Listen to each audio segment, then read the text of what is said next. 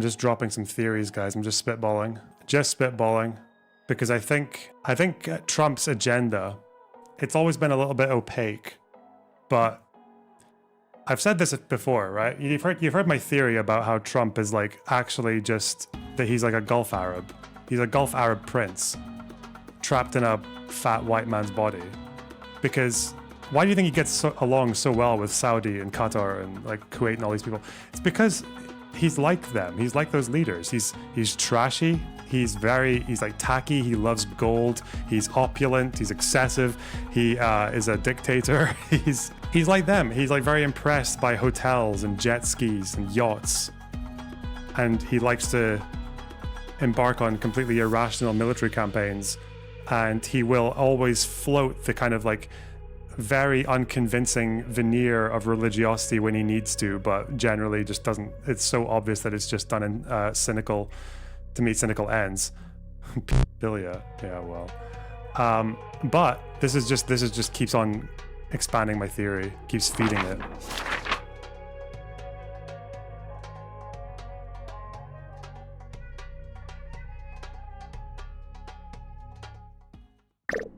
Just to follow up on what you were saying about the Gazans leaving Gaza and going to other countries, one, where exactly are you suggesting that they should go? And two, are you saying they should return after it's rebuilt? And if not, who do you envision living there? I envision a world, people living there, the world's people. I think you'll make that into an international, unbelievable place. I think the potential in the Gaza Strip is unbelievable. Like, it's so fucking gross, but it's really, it's what he wants, isn't it? It's what he wants it to be called, the Trump Strip.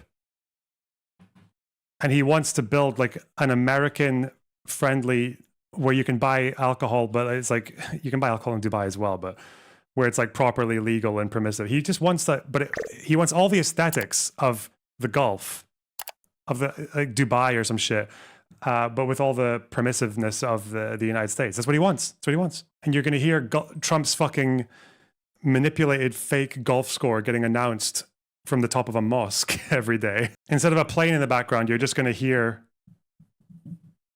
the incredibly shit microphone that the guy uses, the shit speaker that's used by the guy in the mosque. Actually disgusting. Anyway, news. Okay, we got news. Did you see the video of Trump cheating at golf? Yes, I did. Yes. That's another thing, you know, like, again, it's the American version of a golf leader, because golf leaders will lie a lot about politics or whatever the fuck else, or foreign policy, but Trump just lies about his golf shit. The American version. It's always the American version. Anyway, Hezbollah news, kind of. It's not really, I mean, it's kind of news. Hezbollah are still in a very weak position since the ceasefire with Israel seems like quite a while ago now, months ago. It's more than 6 months ago, wasn't it? Yeah, they are under quite a lot of pressure now to give up their weapons, not just from Israel, but also from Western allies and Arab leaders as well that are funding and supporting Lebanon, but also the Lebanese government as well. There is an article here that just kind of goes through the updates of where the movement's at right now. This is actually from Lebanon. This is them in Dahia. Lots of Iranian flags, Palestine, Lebanon, Hezbollah, not Lebanese flags actually. I mean, Hezbollah does like float the Lebanese nationalism quite a bit, but it's interesting to see that like when they're in their own spaces, they are very much like signaling support for their own internal kind of movement. There's kind of a problem now because the Shiites in Lebanon are in a very difficult position. Most of them still support Hezbollah. Obviously, a few don't, but they still command the majority of those supporters. And it seemed to be that in the last elections in Lebanon, was it municipal elections? Yeah, there were elections in Lebanon just recently, and Hezbollah still does have a presence. Like, they got really wrecked in terms of their levels of military and political control that they have. So they were able to hold up a president getting chosen for the last 2 years. But then when the ceasefire happened, they kind of lost that political sway, and then Aoun became president. They have a president now in Lebanon who's actually quite anti-Hezbollah and who uses his military, because he's an ex-military guy, this guy Joseph Aoun, who's been using his influence to, and also a lot of support from Western powers to use the Lebanese army to dismantle Hezbollah positions in the south, because part of the ceasefire deal was that Hezbollah has to not have any military equipment south of the Litani.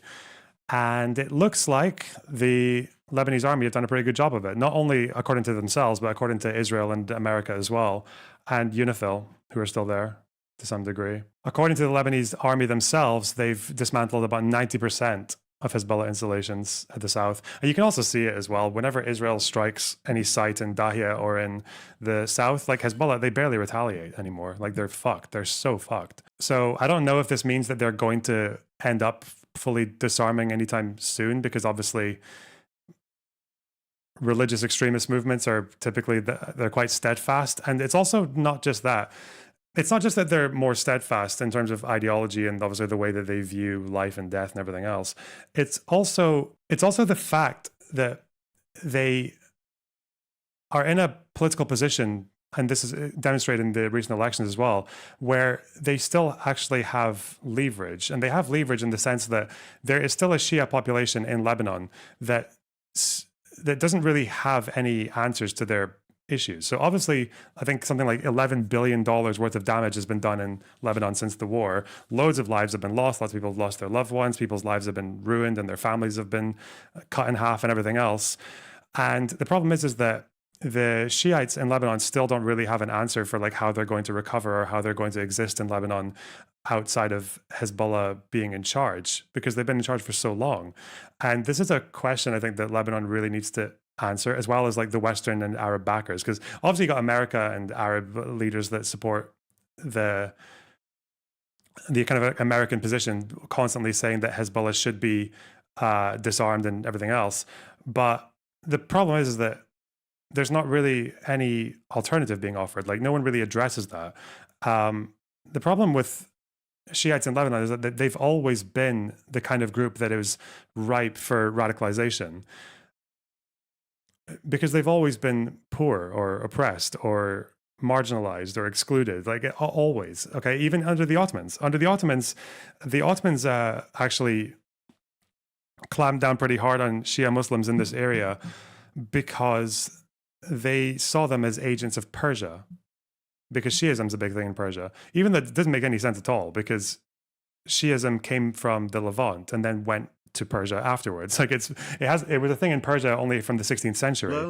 It's way older than in the Levant than it was in Persia. But nonetheless, they're still treated as a threat. And then when the Lebanese political system came as well, after the British Mandate, or the French Mandate, then Shiites were marginalized by the Lebanese political system because of that was dominated by Maronites and also by Sunni elites. They made their little deal with each other where they could get the presidency over to the Christians and the prime minister position up to the Sunnis. The Shiites only get the Speaker of the House. It's a much weaker position, and just politically, economically, everything else, they are fucked. Even to the point that most of the Shiites in Lebanon, I think they occupied rural or farmland. Even when they owned land, they would struggle to make a living because they didn't get any support or integration from the state. So that's actually why there was a whole trope in Lebanon about Shia farmers like being really religious and strict and everything, but also the fact that they would often sell poppies or hashish to make a living, right? So they've always been an excluded group, and for a long time they were only able to get support from just like clans or familial support or like gangs and that kind of thing, or like you would pay loyalty in exchange for protection or for financial help, but that was largely insufficient for a lot of people. So in the 60s and 70s, young Shiites were drawn towards parties that spoke their language. And sometimes that was communist parties or Syrian socialist parties, because obviously Syrian nationalism really affects Muslims in Lebanon as well. A lot of them argue that it's like Lebanon's it shouldn't really be a country, it should just be part of Syria. So it's interesting that happened, because you look at Hezbollah, when they came into power in the 80s, they were very anti-communist. So it kind of shows you that Shiites in Lebanon don't really have to be pulled in one direction or the other because of their religion. They will join secular parties when they speak their language. So the reason that they chose socialist and communist parties and Syrian national parties to begin with was because that spoke to language of the oppressed, because of anti-sectarian language of the downtrodden. And when the Amal movement came in, which was in the 70s, 80s, they called themselves the movement of the deprived or the movement of the dispossessed. So even then, when they had their own local movement in Lebanon that was like a Shia group, Amal was a Shia Muslim group, even then, they were opposed to the PLO.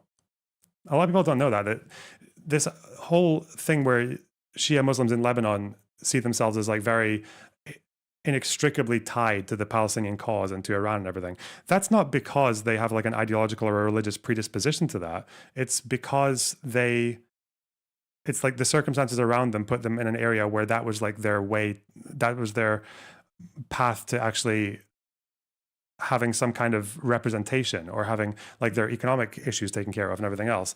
So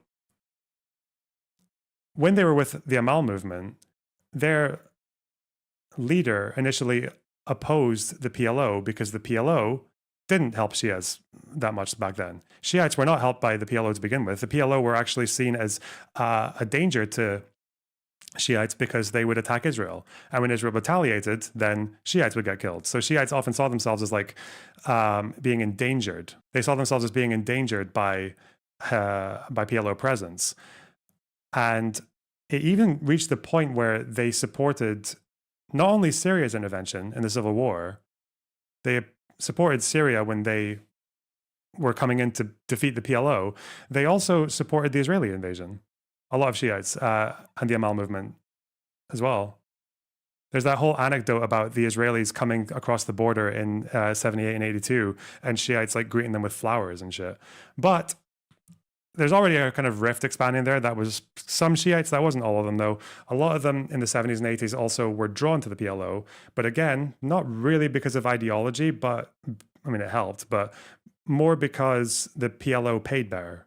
They paid better than the Amal movement or local clan groups and things like that. Like the PLO were well funded. So there was a whole phrase back then in the 70s about how Shia Muslims were fodder for the Fedayeen, the Palestinian fighters.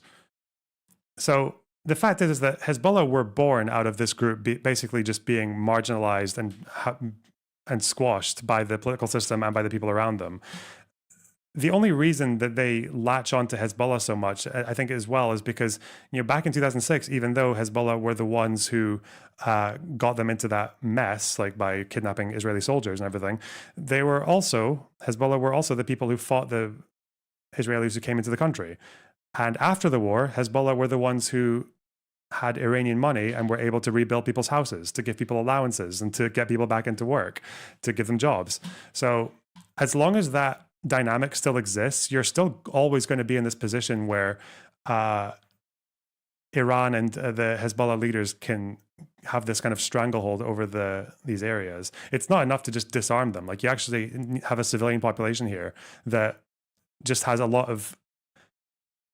that has a very natural power vacuum that needs to get filled. You can see some of the cope here from Naim Qassem, the new leader of Hezbollah, since Nasrallah died. Talking about arms, they ask us, why do you need missiles? Brother, how else are we to confront Israel when it attacks us? This reminds me of the conversation I had with Ogre Boy, and I wonder how much it's something that needs to be addressed more often, is that you often get this like weird reversal of cause and effect, where a group like Hezbollah will fire attacks at Israel, then Israel will fire back, and then Hezbollah will be like, we need these rockets so we can defend ourselves when they attack us. And it's like, why are they attacking you? They're attacking you because you attacked that. This reversal of cause and effect is like really...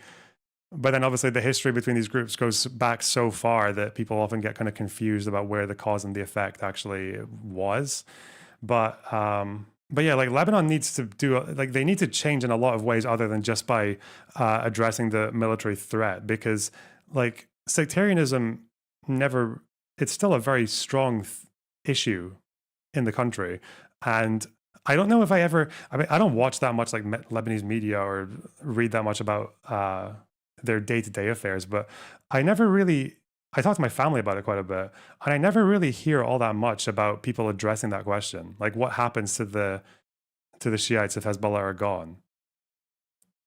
because I don't think they can survive as just a disarmed group. Like the arms is why they get support, it's why they get financial support from Iran and everything. If they just became like a civilian political party that would occupy a space in parliament to represent the Shiite needs, they would be fucked, because the Lebanese government and their legal system actually makes it really difficult for them to do that, regardless of their population. You know, with Hezbollah, with Lebanon to this day distributes power in a way that benefits the Christians and to a degree some of the Sunnis, but mostly fucks the Shiites. That's what happens in Lebanon. A lot of that division of power was based on a census from 1934. And when Lebanon gained independence, about a decade later, when they gained independence, that census data was used to be like, well, the Christians are the biggest group, so we'll give them the big power, and then the Sunnis and the Shiites. But obviously, Lebanon's changed a lot since then. A lot of Christians have left. The Shiites, I think they have like 9 kids, whereas the average Maronite family has a lot less, right? So they've got huge families. The interesting thing about that 34 census is not only is that census disputed because of its methodology, it's also the last census that was ever done in Lebanon. No one knows what the demographics actually are. You can make estimates and things like that, but obviously the Muslim population and the Shia population has grown faster than the Christian one. Christians are more likely to leave the country because they got more options, I guess. Is it like being an Alawite in Syria? Not really, because Hezbollah protects Shiites. They have been in that position though, yeah, in the past. That has been a thing for sure. But yeah, the president, Aoun, he's addressing one thing, I think, fairly logically, but I don't know what his position is on sectarianism in general. Even Hezbollah, surprises a lot of people, even Hezbollah have just, I guess because of pragmatism, have said that they didn't really have that much intention to immediately change the national pact in Lebanon. There's actually a few interviews with Nasrallah where he's saying like, yeah, that's not really like a big, like a frontal issue for us. Yeah, we still respect the national pact, even though the national pact effectively fucks Shia Muslims. Probably because for Nasrallah, they were a non-state actor, so that was their way around it, I guess. Guess who's back? I know, this guy is absolutely insane, man. He can't help himself. But yeah, he addresses Qasem here by saying, these are legitimate fears. But I told them many times, the army, the state, is responsible to protect not only you, but all Lebanese. Yeah. I don't know. I mean, I think obviously disarming Hezbollah is a good thing. Like, it's probably better when countries have one army, not two. I know it sounds better to have 2 armies, because there's more bigger number, but it's not actually. It's actually kind of a big problem. Lebanese army, backed by UN observers, say they've removed 90% of Hezbollah's weapons. I mean, you could probably dispute how well Hezbollah hides stuff, but no one seems to disagree that they've been doing a fairly effective job. As far as Israel, they still occupy those 5 hilltops, but it's more than that, actually. The hilltops are not actually the be-all, end-all. They also have a buffer zone. And that means that some villagers haven't been able to go back to their homes. I don't know where exactly that would be. Probably like the really close ones, like Marun al-Ras. I mean, most of those villages are just completely destroyed now anyway. But yeah, and the Lebanese government, like the problem is that there are still sanctions that affect the Lebanese state, which means that if the arms are still there, then the sanctions are still there. So with the sanctions gone, obviously it might be easier to push them to distribute the economic aid, but I don't know how much of a guarantee there is from the current government to do that. Yeah. Owen's government is saying that the weapon surrender has to come first. Yeah. How effective have the Lebanese forces been in curtailing Hezbollah? Well, we don't call them the Lebanese forces because that's a very different... that's got a lot of different baggage. Lebanese forces were actually a pretty horrible group back in the day. The current army, according to everyone, has done a fairly good job. Even Israel is saying that they're fairly impressed by how well they've managed to dismantle Hezbollah infrastructure when it shows up. So I guess everyone consents to that. Hezbollah are fucked, man. They're so fucked. But dislodging them, even militarily, still has a lot of baggage. It's not actually that simple. It's just like, yeah, just do it, dipshit. Anyway, from what town or area is your father? Because of some very bad people on the internet, I probably can't even say that because I don't know. Like I've spoken a little bit about other creators and other communities and how they've like attacked my fucking Lebanese background and used it kind of like very cynically against me in a very gross and very white way. It actually goes quite a lot worse than you guys think. There's some things I haven't spoken about, like the way that they've tried to use my family and my heritage against me, but it is what it is. Hezbollah, a Lebanese Shia Islamist political party and militant group, has an exceptionally strong military wing thought to be stronger than the Lebanese army.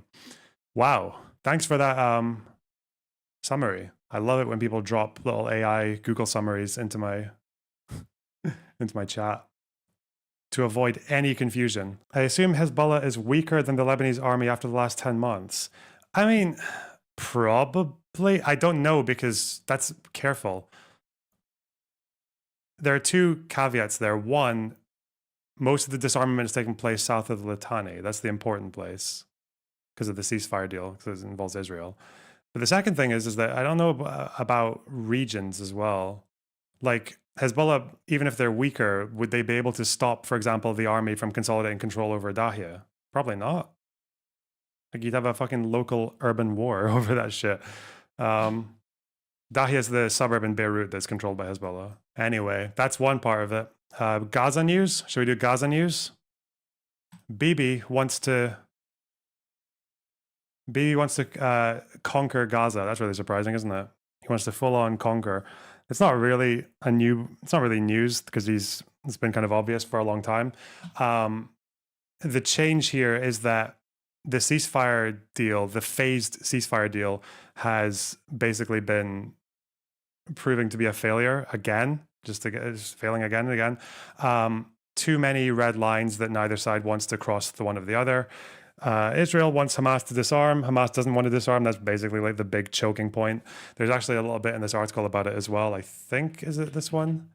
Yeah, Mahmoud Mardawi, Hamas official, said the armed group has yet to receive a formal Israeli proposal for a comprehensive deal from Arab mediators. He said that while Hamas supported such an agreement in principle, it would not disarm, which has long been a core Israeli condition. The deal he's talking about here is that they're moving away from a phased ceasefire deal, like the 60-day thing that Witkoff keeps trying to push, and into just an all or nothing. And the all or nothing, which Hamas are never going to accept, is a release of hostages in exchange for some prisoners and disarmament. They want an all or nothing shift.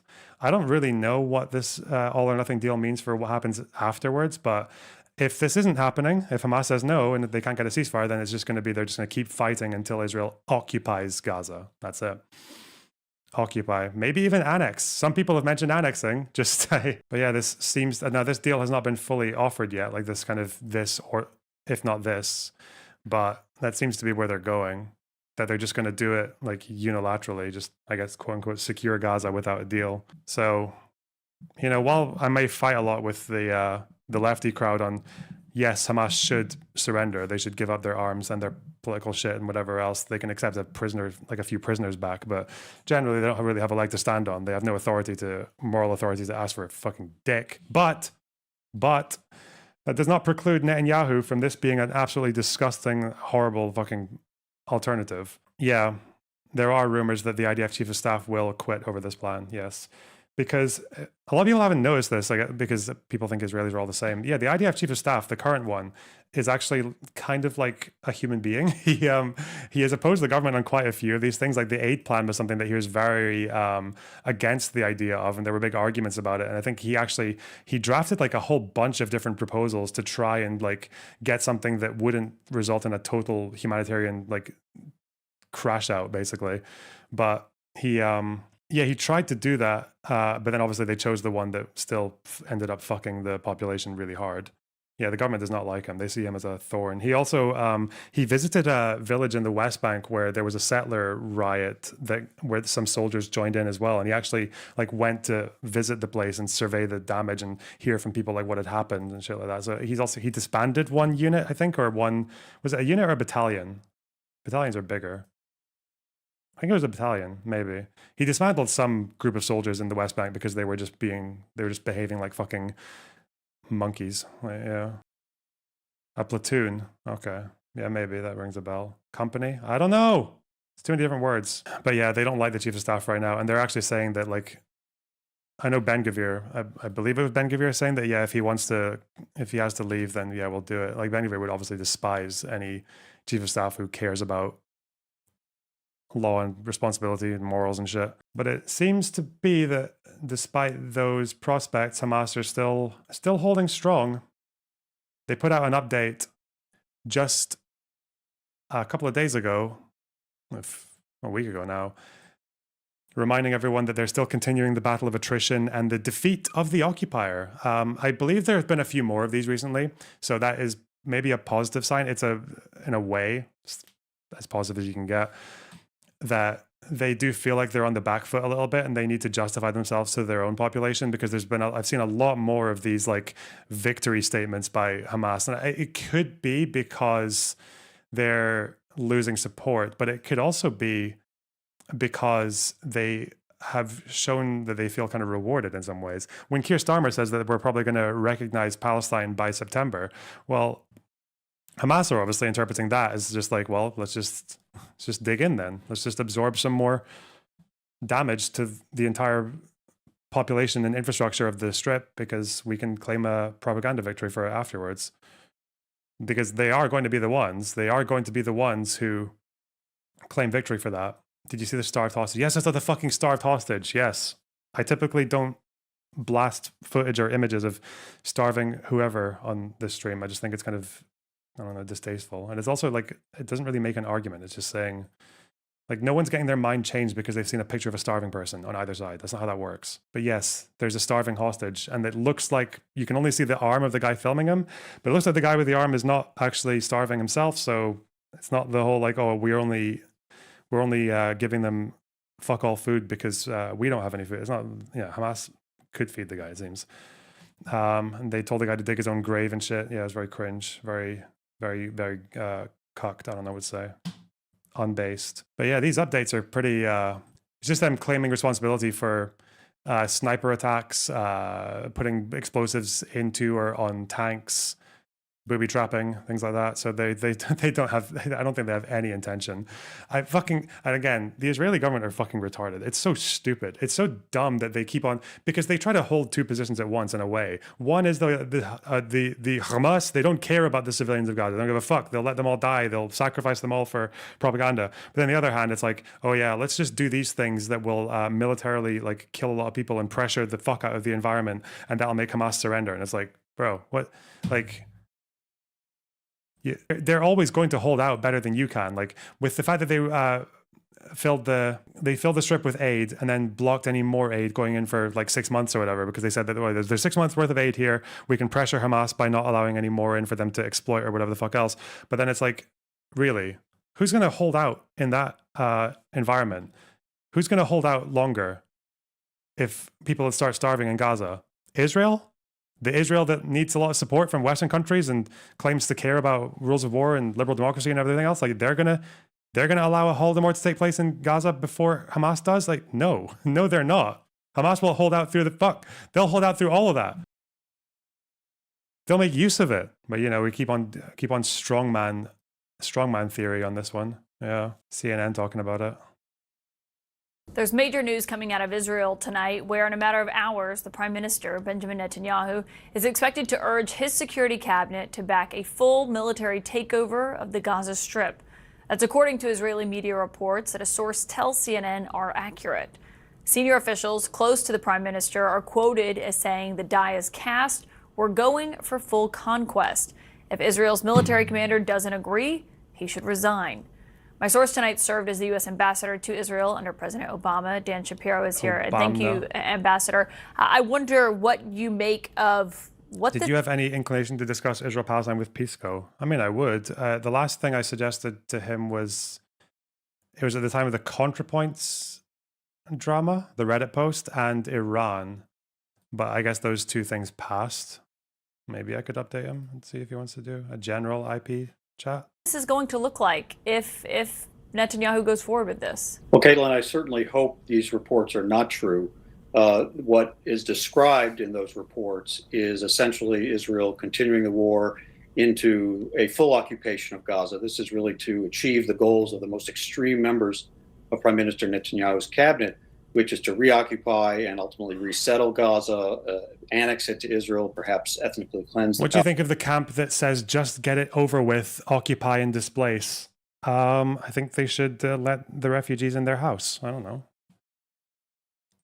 And give them your wife and your mom and your sister. Listen, you might think it's confusing. Like, I don't understand it. I don't really care for my land or whatever. Like, if I could get a better life somewhere else and the place I live in is rubble, I would leave. Fuck that. A lot of people in Gaza do want to leave for that reason. They don't want to be part. They've probably wanted to leave for a long time, even before October 7th. But also, a lot of Arabs and Muslims are very attached to their land and their home and where they grew up and all this shit and where their family came from. So, yeah, if they want to stay, then you have to let them stay. You can't like force people out of a place they don't want to leave. It's bad. It's very bad. Palestinian population. That's not what is needed right now. Maybe this is just a feint to try to get Hamas back into negotiations on the release of the hostages, but I certainly hope it's not true. If it is followed through, what it's going to mean is more dead hostages. We just saw 2 hostages that Hamas is sadistically starving and making dig their own graves in tunnels, and where 20 still alive, they're going to die. More Palestinian civilians are going to die. More Israeli soldiers are going to die. Israel, which is already experiencing significant isolation internationally, is going to see that deepen. No Arab states are going to come help with the day after in Gaza, which was what really needed. And President Trump can forget about his dreams of a Saudi-Israeli normalization deal or expanding the Abraham Accords. So I certainly hope these reports are not accurate. Yeah, I mean, those images of the emaciated hostages are just, they're devastating to look at, and also to think of what this would mean for the Palestinians after so long that the war has been happening. And this reminded me of, obviously, just recently, a few months ago, when President Trump was talking about the United States taking over over Gaza, basically, and being in charge of it. I asked him about that at a press conference. I want to remind everyone what he told me. Just to follow up on what you were saying about the Gazans leaving Gaza and going to other countries. 1, where exactly are you suggesting that they should go? And 2, are you saying they should return after it's rebuilt? And if not, who do you envision living there? I envision a world, people living there, the world's people. I think you'll make that into... I hope you understand, Hugh Jabbat, but this is, in a roundabout way, Trump is answering your question for you. Assuming Hamas isn't going to make a deal for the hostages, what else would you do? Well, what I would do is I would want Palestinians and the rest of the international community to know that if we can't get a deal, I would need the rest of the world to know that me continuing to finish the job against Hamas is actually going to follow up with a good thing and not whatever the fuck this is, whatever the fuck this fucking fat loser is pushing for, right? Like, I would need to convince the rest of the world, or even just the negotiating partners, that our purpose for trying to get Hamas out of the way is so that Gaza can be rebuilt into something better and peaceful and not cringe, right? Not to just become some fucking collective sock for Trump and his friends to wank into, right? While they secretly wish that they were born as an Arab prince in the Gulf with a fucking harem and a solid gold shitter. This government is not doing that. This government's just like, yeah, we're going to conquer and, Ben-Gvir, stop talking. Stop saying settlers. Stop. Shut the fuck. Yeah, we're going to conquer it. Yeah, and, we'll do the thing. Do the thing. It's fucking useless. An international, unbelievable place. I think the potential in the Gaza Strip is unbelievable. If Netanyahu does go through with this, what do you think the U.S.'s role could look like? Well, I think President Trump bears a fair bit of responsibility for the situation we're in, with a war that seems to continue without end, a ceasefire that broke down, a hunger crisis that took hold in Gaza, with people literally starving, hostages languishing without any hope of being freed. When he announced his vision of the United States taking over Gaza and sending all the Palestinians out and building luxury hotels on the beach, that was not a realistic vision. It was not even a serious vision, but it did embolden and empower the most extreme members of the Israeli cabinet who really do want to empty Gaza of its Palestinian population and take it over. So he also signed off on a terrible, sorry. Well, you mentioned what the government wants. The Israeli media tonight is reporting the IDF is opposed to this. And I just, what is the... Pierce Center, you are an idiot. You're probably going to get banned. This solution is just going back to the 6th of October. What? Without Hamas? How is that? what does happen if Israel's military leaders say, we don't support what you're going to do here? 75% of the Israeli public in every poll. Oh, I just realized why you said that. It's because you think they're all the same. You think if it was taken over by an international coalition or by a cooperation between like Israel and the PLO and Egypt and all that, like if it, yeah, you think that that would just become like Gaza-stan. That would just be Fatah-stan instead of, that's why you're saying that. I see, yes, okay. Says they want the war to end and get all the hostages home. A large number of very senior former Israeli security figures just announced today their call to end the war and get the hostages home. And we know the Israeli military leadership feels that the military is overstretched and that the costs and the military gain, the costs of doing this operation deep into Gaza are too high and the military gains are too little given how much Hamas has already been degraded. So when President Trump gives signals that he's open to it, when President Trump gives signals that he's open to suspending aid shipments as he did, when he doesn't use the leverage he had after he struck the Iranian nuclear facilities to say to Prime Minister Netanyahu, it's time to bring the war to an end, he bears some responsibility, and we need him and his envoy, Steve Witkoff, to actually get Hamas and Israel to the table for an end of conflict deal that brings all hostages home and gets aid surging into Gaza.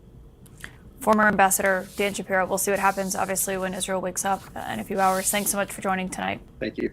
Israeli Prime Minister Benjamin Netanyahu is planning to push his security cabinet for a full military takeover of the Gaza Strip. That, according to reports in Israeli media. Now, a source tells CNN that decision is not yet final. But let's get straight to CNN political and global affairs analyst Barak Ravid. Barak, walk people through what's actually happening here. What's your sense? Guy's always Axios, right? Of what's real and kind of what's still to be determined, if you will? I think a lot of it is to be determined. I think Netanyahu is kind of stuck in a situation where the negotiation over the partial hostage deal went into a stalemate. It failed. And now the only way forward is to go back to some expanded military action in Gaza, because at the moment, he's not interested in really cutting a deal that will end the war. But on the other hand, the IDF tells him that any expanded military operation in Gaza now will be in areas where the IDF hasn't operated yet. And the reason it hasn't operated there is because there are hostages in those areas. And the IDF stressed several times to the cabinet that such an operation in those areas would likely lead to those hostages getting hurt. This is why it is such a hard decision. Netanyahu is at least trying to put out trial balloons that his direction is to go to this expanded military operation. But as you said, as far as I know, a decision hasn't been made. The Security Cabinet will only convene on Thursday, and this is the body that is legally, that has the legal authority to take such a decision. Barak, you've been doing a ton of great reporting on kind of where the hostage negotiations stand, where they've broken down, what the current goals are or are not, depending on who you talk to in this moment. Break that down for people. What's your sense of where they stand? Oh, he does have a portrait of Herzl behind him, doesn't he? It's cute. Between the U.S., Israel, and Hamas at this point? So I think the negotiations are stuck. And they're stuck because at the end of the day, it's all about the question of what's more important to Netanyahu. Is it more important to defeat Hamas, something that defeated militarily, something that he hasn't been able to do for 22 months? Or is it more important to bring the hostages back? Those two goals cannot live together. As much as Netanyahu says they can, they cannot. And the question is, I think, when you have to ask yourself. Yeah, 20 hostages are still alive. Yeah. I didn't actually, God, it's also, again, like Netanyahu talking about like full conquest. That could take another year or 2 years. Like that could take ages to, there are still parts of Gaza where Hamas haven't really, even according to both sides, this is true. Like there are parts of Gaza where Hamas haven't really even been touched that much yet. And not to mention with the tunnels and the fact that rubble can be used as a military position as well, and the amount of weapons still left. Like it's just, would Israel even handle that from their own perspective? Like the amount of, because right now there's a whole problem with like the number of reservists who have gone into Gaza and don't want to go back or like committing suicide and shit. Like that's a big thing now. The fatigue is like massively setting in. And again, it's like the government, all throughout this, is like they're currently trying to fire the attorney general, the guy who's prosecuting Netanyahu for corruption. So goes the show where the motives are. Which direction this thing is going to go? The answer is not necessarily right now in Jerusalem. The answer is also in Washington. Because the attorney generals are women. Sorry, sexist. President Trump is discussing this matter with his team for a few days now. And his envoy, Steve Witkoff, came back from the region and briefed him about the situation. And until now, in the last 6 months, since Trump assumed office, he basically went along with anything Netanyahu wanted to do. It led us to this moment where we're at a deadlock. And if Netanyahu now expands the war, in my personal opinion, this would lead to another year of war in Gaza. And President Trump needs to think carefully whether he wants the first half of his presidency to be completely hijacked by the war in Gaza that he himself said he is going to end. It's a really, really critical point and extraordinarily complex situation. Barak Ravid, great reporting as always, my friend. Thanks so much. Thank you. Wow. Any prospects of there being a new Israeli election anytime soon? It's also mad that he's going in this direction when I believe public opinion against the war is actually higher now in Israel than it was in the last year. I mean, that was from one poll. It could be wrong, but it makes sense. It makes sense.